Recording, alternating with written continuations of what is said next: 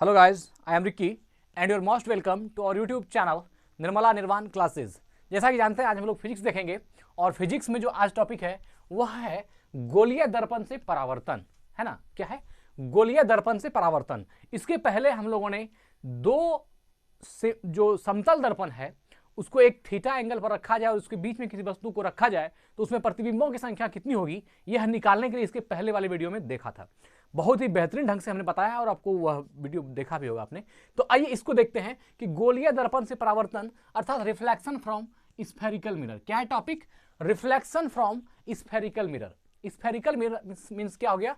गोलीय दर्पण से परावर्तन।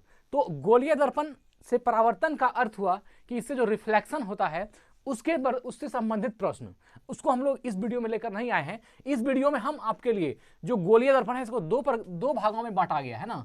गोलीय दर्पण दो प्रकार का होता है, एक है अवतल दर्पण और एक है उत्तल दर्पण। अवतल दर्पण अर्थात कॉनकेव मिरर और उत्तल दर्पण अर्थात कॉन्वेक्स मिरर। तो जो स्फेरिकल मिरर हुआ वह कितने प्रकार के हो गए? दो प्रकार के। एक हो गया कॉनकेव और एक हो गया कॉन्वेक्स, अर्थात एक हो गया अवतल दर्पण और एक हो गया उत्तल दर्पण। तो यह तो हो गया गोलीय दर्पण के दो प्रकार, है ना। गोलीय दर्पण के दो प्रकार। अब देखिए इसमें हम लोग देखेंगे कि जो अवतल दर्पण है और जो उत्तल दर्पण है, अवतल दर्पण का कितना प्रकार, अवतल दर्पण के क्या क्या उपयोग हैं, क्या क्या यूजेज हैं और उत्तल दर्पण के क्या क्या उपयोग हैं, इसको हम लोग पहले इस वीडियो में देखते हैं। तो अवतल दर्पण के उपयोग क्या है? देखिए यहाँ 4 पॉइंट है। पहला है बड़ी फोकस दूरी वाला अवतल दर्पण दाढ़ी बनाने में काम आता है। कहीं कहीं पर दाढ़ी बनाने में काम आएगा, कहीं कहीं पर लिखेगा कि हजामत बनाने में किस दर्पण का उपयोग होता है। तो हजामत बनाने में आपका कॉनकेव मिरर का उपयोग होता है, अर्थात अवतल दर्पण का उपयोग होता है दाढ़ी बनाने में। इसमें क्या होती है, इसकी जो फोकस दूरी होती है ना, वह बड़ी होती है। किसकी? तो अवतल दर्पण की। अवतल दर्पण की फोकस दूरी बड़ी होती है जिससे बारीक से बारीक चीज भी आसानी से उसमें बड़ा फॉर्म में दिख जाता है। अगर हम मान लीजिए हजामत या दाढ़ी बनाते हैं तो जब अवतल दर्पण में देखेंगे तो दाढ़ी का छोटा सा पार्ट भी कहीं अगर छूटेगा बनाने में तो वह क्या होगी, उस दर्पण में क्लियरली दिख जाएगी। और इसलिए हम लोग किसका उपयोग करते हैं? तो अवतल दर्पण का। तो बड़ी फोकस दूरी वाला अवतल दर्पण दाढ़ी बनाने में काम आता है। तो यहाँ पर एक प्रश्न तो यह आप आराम से बना लेंगे कि दाढ़ी बनाने में किसका उपयोग होता है? अवतल दर्पण का। दूसरा प्रश्न होगा कि अवतल दर्पण की जो फोकस होती है वह बड़ी होती है या छोटी होती है। तो अवतल दर्पण की फोकस क्या होती है? बड़ी होती है ना। बड़ी फोकस वाली अवतल दर्पण होती है और उससे क्या होता है, किसी छोटी इमेज का आवर्धित इमेज बनता है, बड़ा इमेज बनता है, और इसमें हम लोग उपयोग करते हैं अवतल दर्पण का। दूसरा है आंख, नाक, आंख, कान एवं नाक और दांत के डॉक्टर के द्वारा उपयोग में लाया जाने वाला दर्पण। अब देखिए आंख, नाक, कान और दांत, यह बहुत बारीक चीज है हमारे शरीर का, और इसको जब देखना होता है तो उसमें डॉक्टर किसका यूज करते हैं? तो उसमें यूज करते हैं अवतल दर्पण का। किसका यूज करते हैं? अवतल दर्पण अर्थात कॉनकेव मिरर का। हमने कहा कि कॉनकेव मिरर की जो फोकस दूरी होती है वो बहुत बड़ी होती है और इससे क्या होता है, बारीक से बारीक चीजें भी बड़ी दिखाई पड़ती है। इसलिए डॉक्टर दांत के अंदर कीड़े को देखने में या कान के अंदर कुछ देखने में या नाक के अंदर कुछ देखने में, आंख के अंदर कुछ देखने में किसका उपयोग करते हैं? तो इसमें अवतल दर्पण का उपयोग करते हैं अर्थात कॉनकेव मिरर का उपयोग करते हैं। और इसका फोकस बड़ा होने के कारण क्या होता है, वो चीजें जो देखना चाह रहे हैं वो बड़े फॉर्म में दिखता है और वह उसको पकड़ना या उसको पकड़ करके बाहर निकालना डॉक्टर के लिए आसान होता है। तो यह जो है आपका आंख, कान एवं नाक और दांत के डॉक्टर द्वारा उपयोग में लाया जाने वाला दर्पण है। तीसरा है गाड़ी के हेडलाइट एवं सर्च लाइट में। गाड़ी का जो हेडलाइट है इसमें भी आपका क्या यूज होता है? तो इसमें भी अवतल दर्पण यूज होता है और सर्च लाइट में भी अवतल दर्पण यूज होता है। देखिए अवतल दर्पण सर्च लाइट में क्यों यूज होता है? सर्च लाइट में एक फोकस बनती है।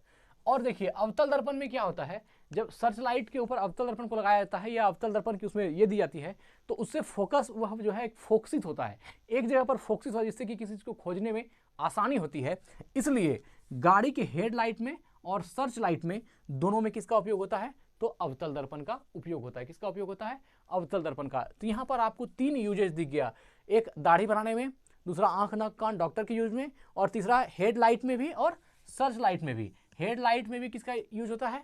अवतल दर्पण का फोकस बनाने के लिए यूज होता है ना। गाड़ी का जो आगे वाला पोर्शन है, जैसे मान लीजिए किसी मोटरसाइकिल की जो आगे की बल्ब है उसमें फोकस दूर तक जाए, इसलिए हम लोग क्या लगाते हैं वहां पर? अवतल दर्पण लगाते हैं। तो गाड़ी के हेडलाइट में और सर्च लाइट अर्थात कुछ खोजने वाला जो लाइट होता है, फोकस जिसमें ज्यादा हो रही है वो सर्च लाइट है। और आप समझ जाइए कि उसमें कौन सा दर्पण लगा हुआ है?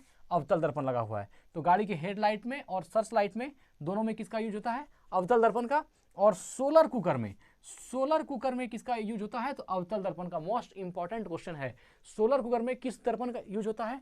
तो अवतल दर्पण का। देखिए सोलर कुकर में क्या होती है, खाना जो है सूर्य के प्रकाश से बनती है। उसमें क्या होता है, जब सोलर दर्पण, उसमें जब आपका अवतल दर्पण लगाया जाता है तो उस पर जो प्रकाश पड़ती है, और वह प्रकाश क्या होती है? तीव्र प्रकाश। वह जो है उसको उष्मा कंटिन्यू फॉर्म में देती है प्रकाश के रूप में। और क्या होता है, उससे भोजन जो है बनने का सिलसिला जारी होता है, अर्थात उससे वाटर हॉट होती है और उसमें क्या होता है, खाना आपका सीझने लगता है। तो यह सोलर कुकर में भी किसका उपयोग होता है? तो आपका अवतल दर्पण का उपयोग होता है। सोलर कुकर में किसका उपयोग होता है? अवतल दर्पण का। यह तो हुई कॉन्केव मिरर अर्थात अवतल दर्पण की बात। अब हम लोग देखेंगे उत्तल दर्पण का उपयोग क्या क्या होता है ना। हमने देखा कि गोलीय दर्पण दो प्रकार के होते हैं, एक अवतल दर्पण और एक उत्तल दर्पण। तो अवतल दर्पण का यूजेज हम लोगों ने देख लिया। अब हम लोग उत्तल दर्पण के उपयोग को देखेंगे। पहला देखिए, उत्तल दर्पण का उपयोग गाड़ी में चालक की सीट के पास पीछे के दृश्य को देखने में किया जाता है ना, साइड मिरर के रूप में। अब देखिए यह इसका उल्टा है। उत्तल दर्पण जो है इसकी फोकस दूरी छोटी होती है, और इसमें क्या होता है, जहां पर ड्राइवर बैठा रहता है गाड़ी में, उसके जस्ट बगल में जो एक शीशा लगी होती है वह क्या है? उत्तल दर्पण है। उसकी फोकस दूरी छोटी होती है और उसमें क्या होता है, छोटे से जगह में बहुत बड़ी बड़ी चीज़ों की जो छोटी प्रतिबिंब बनती है। और जब गाड़ी को ड्राइव कर रहा होता है तो उसके पीछे में अगर कोई गाड़ी आती है, 2 गाड़ी 3 गाड़ी 4 गाड़ी, तो सब उस छोटे से दर्पण में ही सब गाड़ियाँ दिख जाती है। तो यह खासियत है किसका? तो यह खासियत है उत्तल दर्पण का। अब उत्तल दर्पण में फोकस छोटी होती है और इससे क्या होता है, उसमें बड़ी से बड़ी चीज़ों का छोटा प्रतिबिंब बनाता है, और हम लोग गाड़ी जो ड्राइव कर रहे हैं तो वह आराम से शीशा में, वहाँ पीछे देखना है तो यहीं शीशा में देख लेता है, और क्या है उसके अनुसार वो उसको गाड़ी को ड्राइव करके जो सहूलियत होता है उसके अनुसार निकल जाता है। तो यहाँ पर उत्तल दर्पण का उपयोग गाड़ी में चालक की सीट के पास पीछे के दृश्य को देखने में क्या आता है? साइड मिरर के रूप में। यह जो पीछे के दृश्य को देखना कहते हैं, इसको क्या बोलते हैं? Side mirror. मतलब कि आप बाइक में भी लगवा सकते हैं या फिर 4 व्हीलर में भी। पीछे की गाड़ी को बड़ा बड़ा ट्रक आ रहा है, बड़ा बड़ा हैवा आ रहा है, उसको आप आराम से इस उत्तल दर्पण में देख सकते हैं। अब एक प्रश्न है, अगर यदि उत्तल दर्पण की जगह उसमें अवतल दर्पण को लगा दिया जाए तब नतीजा क्या होगा? अगर मान लीजिए आप साइड मिरर के रूप में अवतल दर्पण का उपयोग कीजिएगा, तो जैसे ही आप यहाँ पर लगाइएगा, छोटा सा भी कोई चीज़ दिखेगा, वो पूरा जो आपका दर्पण है वो पूरा जगह को छेक लेगा, और कहीं भी आपको किसी चीज़ का पूरा फिगर ही इसमें नहीं आएगा। किसमें? अवतल दर्पण में, क्योंकि यह आवर्धित प्रतिबिंब बनाता है और यह आपके किसी काम का नहीं होगा। लेकिन उत्तल दर्पण में क्या होता है, ये किसी बड़े चीज़ को छोटा करके दिखाता है, इसलिए साइड मिरर में हम लोग उत्तल दर्पण का उपयोग करते हैं।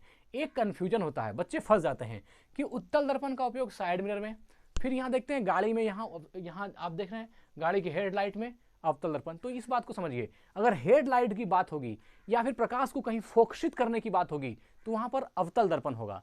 लेकिन अगर यदि छोटा प्रतिबिंब बनाने की बात होगी और एक बृहद क्षेत्र को एक छोटे से शीशा में देखने की बात होगी, छोटे से दर्पण में देखने की बात होगी, बड़े क्षेत्र को, तो वह क्या होगा?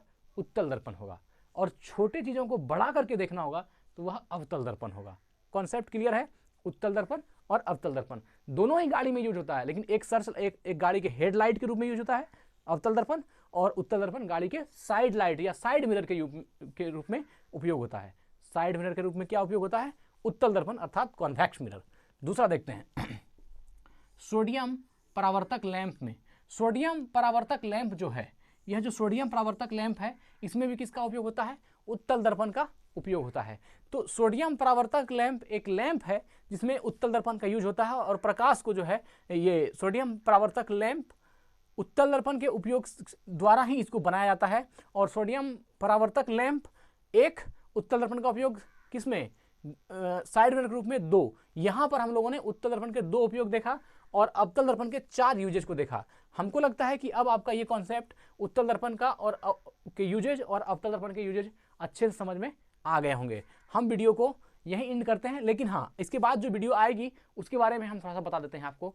अवतल दर्पण का जो 8 केस है अलग अलग, जैसे वस्तु को फोकस पर रखेंगे तो प्रतिबिंब कहाँ बनेगा, है ना, वस्तु को अनंत पर रखेंगे तो प्रतिबिंब कहाँ बनेगा, इस तरह की वस्तु को अगर वक्रता केंद्र पर रखेंगे तो प्रतिबिंब कहाँ बनेगा, वक्रता केंद्र और फोकस के बीच में रखेंगे तो प्रतिबिंब कहाँ बनेगा। इस तरह की जो 8 केसेस हैं किसके?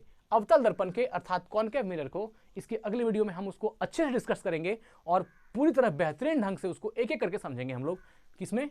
तो अवतल दर्पण में, कॉन्केव मिरर में। इसके 8 प्रोग्राम को, 8 का जो उसका एक तरह से आपको 10th का याद होगा कि किस प्रकार उसमें वस्तु को रखा जाता था, उसका प्रतिबिंब अलग अलग बनता था। तो ठीक है, आज वीडियो को यही एंड करते हैं। धन्यवाद, स्वस्थ रहें, अपना ख्याल रखें। थैंक यू, जय हिंद।